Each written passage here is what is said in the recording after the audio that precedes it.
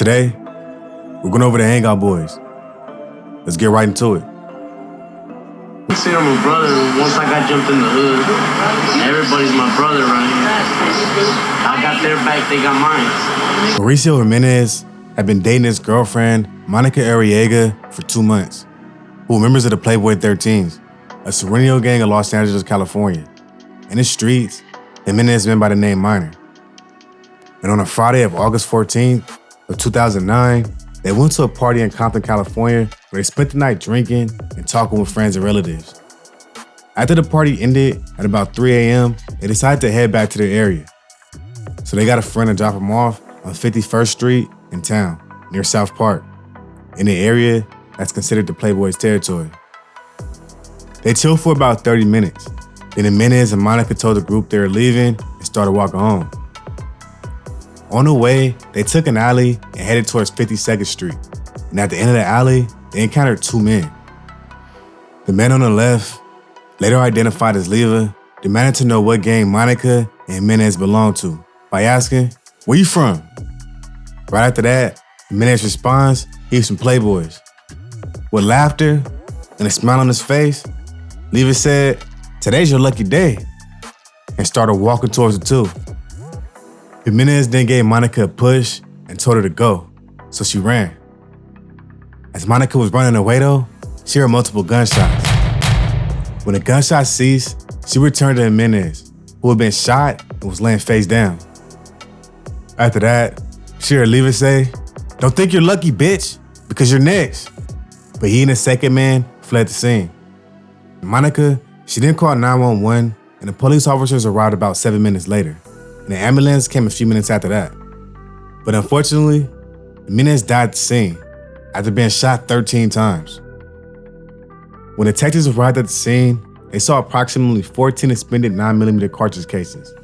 All of the cartridge casings were manufactured by Winchester. On the day of the shooting, Monica was interviewed by detectives. She described the shooter as a Hispanic man with short, spiky hair, who was 5'8" or 9 inches tall, average in size, dark-skinned, and wearing a black t-shirt with designs on the right side. She said the second person was also an Hispanic man who was about the same height as the shooter, but older and chunkier. In addition, she indicated that the second man was light-skinned, had slicked back hair, and wore a white t-shirt. About 5 weeks after the shooting, Monica met with a detective and circled Leva's picture in a 6-pack photographic lineup. She also signed it, writing that he was the one who pulled out the gun and shot Jimenez. Leva was arrested and interviewed by detectives on October 21st of 2009. He said he was a member of the Hang Out Boyz. According to Leva, he heard from a police officer that Minor, a Playboy's gang member, was killed. He also told the detective that someone else said that Minor had been walking with the girl who had also been killed. As an alibi, Leva said he was home all day with his wife, kids, and mother. That night, he played a video game called Call of Duty Online under the screen name Gordo. And he didn't budge on his alibi. But at one point, the detective showed Leva his picture. It was circled. So he asked, "Why she circled me?" When he was asked what he meant, he responded, "She circled me in the picture, right?" Indicating that he actually knew Monica was still alive after all. A gang expert testified as following: the Hang Out Boyz and the 5-5 Bunch are a criminal street gang that get along with each other but are rivals of the Playboys. At the time of the shooting, Levi was a member of the Hang Out Boyz. Previously, a police officer had stopped a vehicle driven by Leva. Dominguez was in the front seat, and he had 5-5 Bunch tattooed on his chest and 5B5 on the back of his neck. It helped the officers indicate that both men were members from their respective gangs. From jail, Leva called his wife, and the call was recorded. He stated, "I got no defense whatsoever, and you didn't get me in here. I got myself in here." But this evidence was minor compared to the notes or kites they found during the trial. The kite was addressed to C for criminal, which was Dominguez's nickname. It was from D from duende, meaning elf in Spanish, which was Leva's nickname. It starts off by saying, "First of all, greetings, my ninja. Straight to it. As you already know, we keep it ways. Because the judge thinks we're trying to come up with a master plan, which is wrong, right? Well, check it out. This either makes me or breaks me. I highly understand that. But it all depends on you, my boy. You're a smart kid, and I know you can pull it off. Choose your words wisely. Now, you already told me you're up to do it. Don't let me find out you refuse because you're going to make things worse for both of us. You feel me? Don't go up there and make us look like jerks either. It's all of those 12 people, my boy. So spit your game to them. These are the 3 main topics. Number 1, get me out of the party because I was never there. 2, you inform me about what happened and what kind of caliber. In parentheses, there's a 9 for 9mm. Number 3, and the reason you put me at the party, we were bumping heads or whatever. And also because you want to stay free, which you were. Make sure you let those 12 people know that you have no problem cooperating, but you can't cooperate on something that ain't true. You feel me? None of these 3 topics are going to affect you, my boy. I love you, fool. And you know that, because if I didn't, you wouldn't be here. I wish you the best. Start thinking on how you're going to spit your game with them 3 topics. It's time to shine, my boy. Flush this ASAP. And call my heifer or your homie for a touchdown. After the D, there were 3 dots and 2 slashes, which is the symbol for the number 13 in Mayan. And then the kite stated, stick to the same. You did not know what the other 2 were going to do. This kite, along with the witness statements and gang experts' testimony, was used against Leva, and in the end, the trial court found him guilty of the murder of Mauricio Jimenez, and he was sentenced to 50 years to life in prison as a result. Even though this gang is young compared to other gangs in the area, they're still ruthless. Today, we're dressing the Hang Out Boyz. Formed in the 1980s, this gang has quickly established themselves as one of the most violent Sureño gangs in the low bottoms. So they definitely have a story to tell. Yeah. All right. Welcome to Cali's Most Dangerous. Let's get into it. We a little crowd, but we're a wild crowd though, you know? Because we all love our neighborhood. To be down for our neighborhood is to go down, you know, don't let nobody put the neighborhood down, you know? It's my neighborhood, HOB gang, no mas, you know? That's it, you just gotta be down for it, you know? Chapter 1, History of the Hang Out Boyz.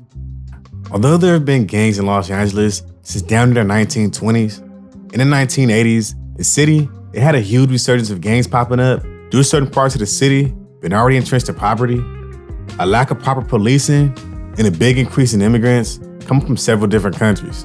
And particularly in South Central, numerous gangs came along and started to establish themselves in the area, with the Hang Out Boyz being formed in the mid-1980s. But these guys didn't just come out of nowhere. They definitely have a story behind this gang. The Hang Out Boyz territory is in an area called the Low Bottoms, and during the 1980s, it was already dominated by small gangs like the 42nd Street Winos, the King Cobras, and the Al Capones, and established gangs like the Five Deuce Broadway gangster Crips and the Fort Trey gangster Crips as well. The Hang Out Boyz, who would eventually become Sureños, weren't originally a gang. They started off as a group of kids hanging out and being just that. They rode bikes together, would often hang out at each other's house, no pun intended, and even had each other's back, like a family would. But these years in the low bottoms were dominated by African Americans and already established Mexicans. And the bad seeds, which include the gangs in the area and the knuckleheads, would often bully these young immigrants. Beatings, robberies, stabbings, and sometimes even murders were all on the list of things this young group had to maneuver around. And naturally, when forced with damn near deadly situations, where you either gotta fight or run, which you've been taught to choose a later option, you kinda get tired of running. And with options limited, you choose to fight too. This was exactly the case for the Hang Out Boyz. Before the gang had officially started, some gang members had tried to stab a founder named Lil Cyclone and ended up chasing him through the neighborhood. He got away, but he ended up meeting that same day, and they said enough was enough. And with the huge social barrier that made it damn near impossible to communicate their issues to their parents, they knew it was time to start standing up for themselves. The small group of about 8 that included founders Joker, Bola, Primo, Cyclone, Puppet, Shaggy, Bullet, Smurf, and Lil Primo said it was time to start a gang. And after a few debates on what they would call themselves, like the Flower Street Hustlers, they came up with the name, the Hang Out Boyz. And the group just kept recruiting from there. Plus, after a few run-ins with some skate crews, they only got deeper once these crews joined the gang. And even though this gang was formed in the 80s, making them one of the newer gangs in Los Angeles, they've always stood on their own and went to war with down there everybody in the surrounding areas. Especially a gang that was formed pretty much around the same time as these guys. And right across the street from them as well, called 41st Street. Payback's a mother. You ain't never gonna leave this world empty-handed. You're gonna pay for everything you did in this world. All I know is that, they killed my brother. So, hey, they did it on us. All I can say is that all our enemies, they better watch their back. Chapter 2, War 41st Street. The Low Bottoms, they're filled with a lot of gangs who were once allies but turned mortal enemies. The Bloodstone Villains and the Plebos War is a big one, but it's also the war between 41st Street and the Hang Out Boyz. 41st Street and the Hang Out Boyz were initially allies, being formed around the same time and having the same cause, protecting their own from enemies and having a gang with the foundation built like a family. The two quickly grew tight and had each other's back. But all that changed in the 90s, and by the 2000s, they hated each other. I couldn't find the exact cause for this war, so if there's any OGs or any members tapped in, let me know in the comments how this all started. One thing is certain though, the gang's territories, they're right across the street from one another. And there's an area where their territories overlap, that both gangs claim as their own. So conflicts between these two occur often, or one crazy situation played out in 2016. On the morning of May 14th of 2016, Ramon Vera and Carlos Venegas were headed home in Carlos's Escalade. Vera was driving and Carlos was seated in the rear passenger seat.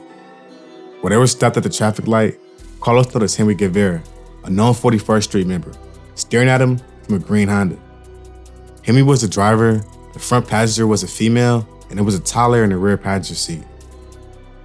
Henry seemed to be mad dog in the car, but Vera just continued to drive off when the light turned green. But when he pulled off, the Honda began to follow Vera and Carlos, but at some point, they lost sight of him.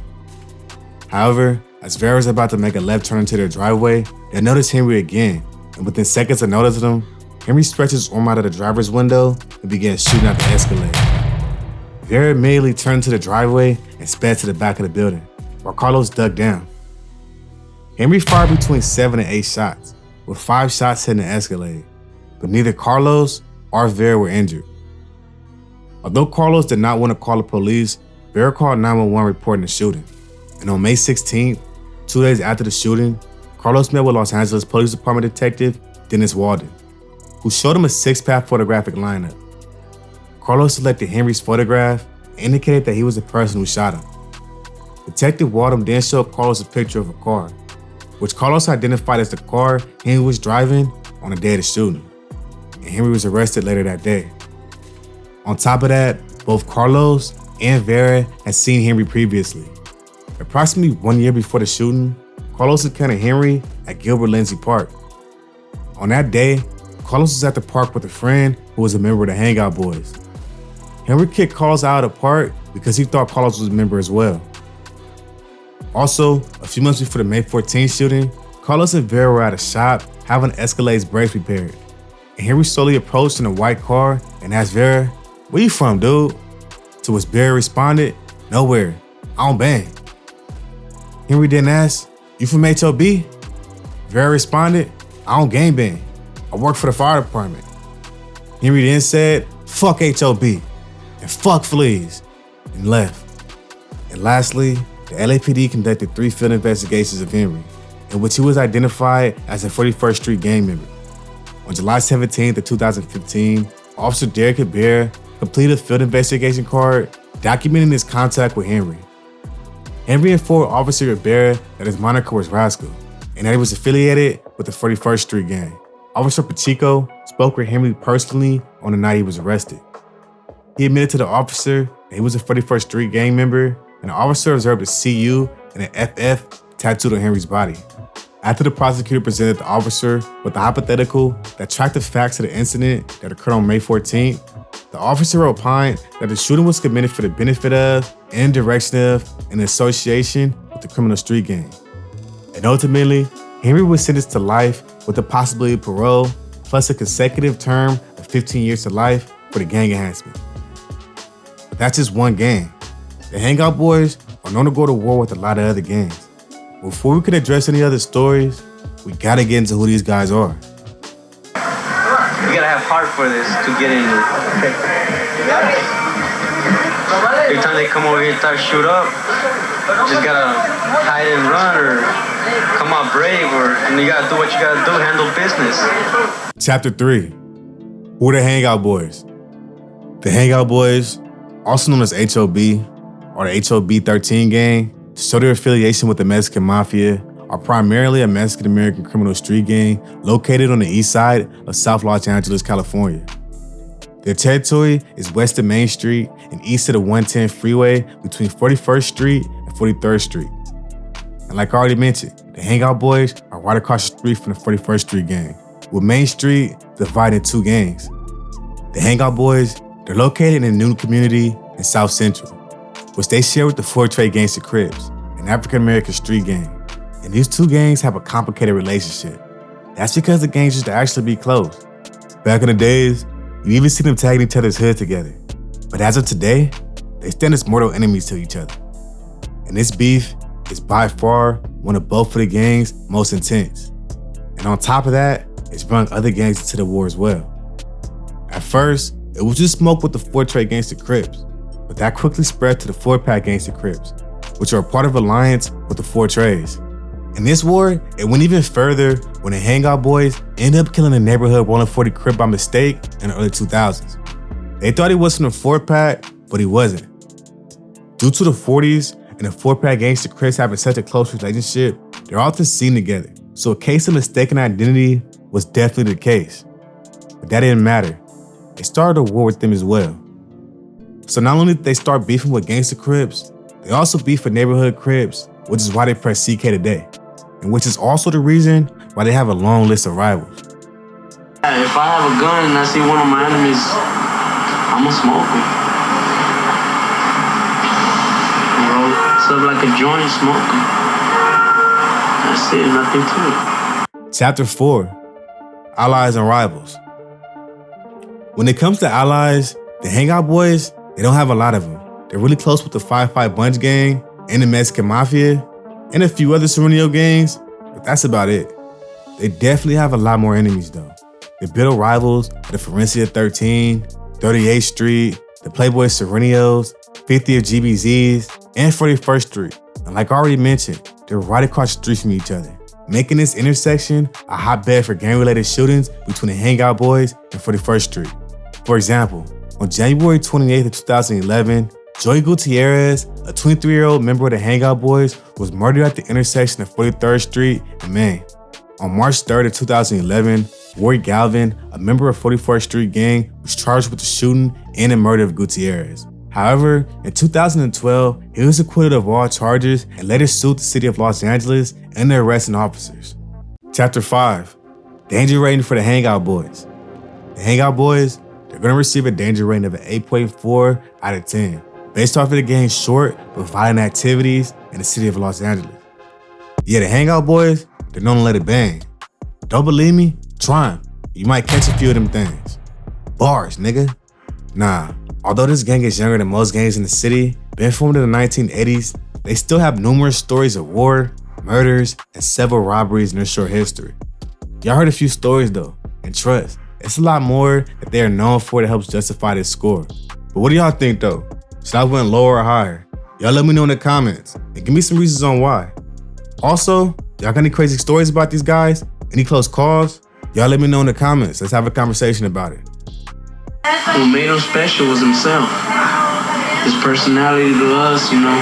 For example, if I was out there getting jumped, he would come, no matter how many it was, he'll be there with me, throwing down. He'll watch my back, and I'll watch his. Chapter 6. Prominent Figures. Although this gang is younger compared to other Sureño gangs, they've had more than a few members who have helped put the gang on the map in terms of street politics. But along the way, they've also lost some members due to all the wars they're known to engage in. A few of them include Bola, Boomer, Joey Gutierrez, also known as Criminal, Cyclone, Lil Downer, Kid, Puppet, and Shotgun. Yeah, rest in peace to them, and y'all let me know in the comments of other members who are no longer with us, if their names have on. In addition, the Hang Out Boyz also have some prominent members who've helped establish and develop the gang to its current state. Of course, it's the founders, Joker, Bola, Primo, Cyclone, Puppet, Shaggy, Bullet, Smurf, and Lil Primo, but some others include Termite, Lucky, Clovey, Insane, and Tiny. I tried looking up some rappers coming out from the Hang Out Boyz, but I couldn't find any. Y'all let me know in the comments if they have any artists dropping music today. Chapter 7, Current State of the Hang Out Boyz. Los Angeles has seen a lot of younger gangs come and go due to the nature of the city. Some gangs, they end up absorbed by bigger gangs, and some end up non-existent due to violent gang wars. But when it comes to the Hang Out Boyz, they're one of the more active gangs in the city and are still expanding today. The growth could be seen to the point to where these guys have subsets in numerous states as well, such as having a few chapters in Oregon. But y'all let me know in the comments if I'm leaving out your state, man. Rep your state. That's it for the Hang Out Boyz. Y'all got any crazy stories about these guys? Any close calls? Also, did I miss anything? Did I get something wrong? Y'all let me know in the comments, man. Let's have a conversation about it. Don't forget to like and subscribe if you enjoyed the video, or if you're part of the Danger Gang. Y'all stay safe and dangerous out there.